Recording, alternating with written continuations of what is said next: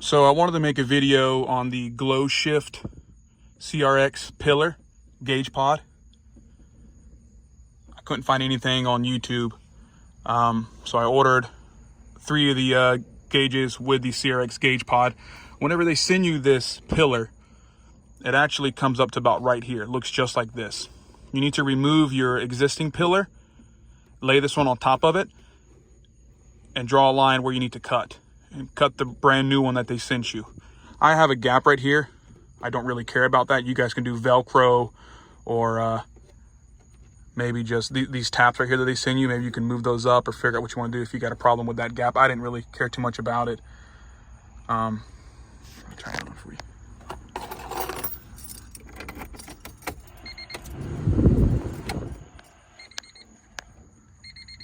So oil pressure at the top, voltage in the middle, coolant temperature at the bottom.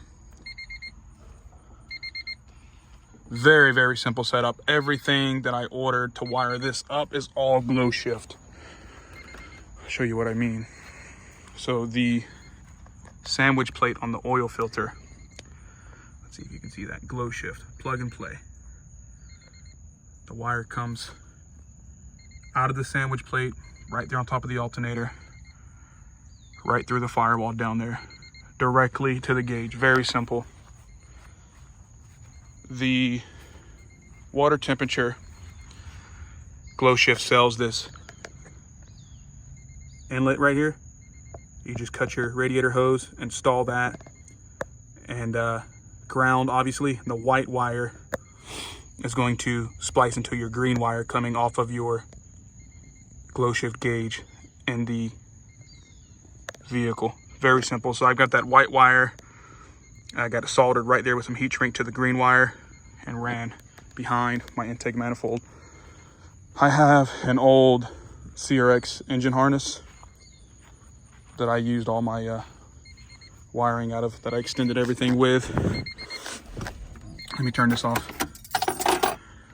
So these gauges, whenever you get these gauges, it's going to have about a foot, maybe 1.5 feet of wiring. It's going to be 4 wires. Let's see, orange, black, yellow, and red. I didn't use the orange ones because I don't want my gauges to dim, so I did not wire them to the headlights. I like my gauges bright at all times, so that wire is just tucked behind the panel there. For the other wires, the ground, the constant 12 volts, and the ignition 12 volts, what I did is I grabbed the tail of this wire. Let's just talk about this gauge for a second. I grabbed the ground and I ran it all the way down here, obviously, and I grabbed the ground for this gauge and I grabbed the ground for this gauge, and I cut them all at the same length, and I spliced I believe it was a 16 gauge wire. I soldered it, spliced it together, and ran only one ground to the fuse panel and grounded it somewhere under there. I did the same thing with the ignition 12 volt and the constant 12 volt. I'll show you what I mean. Thanks to Garage Built Hondas, he's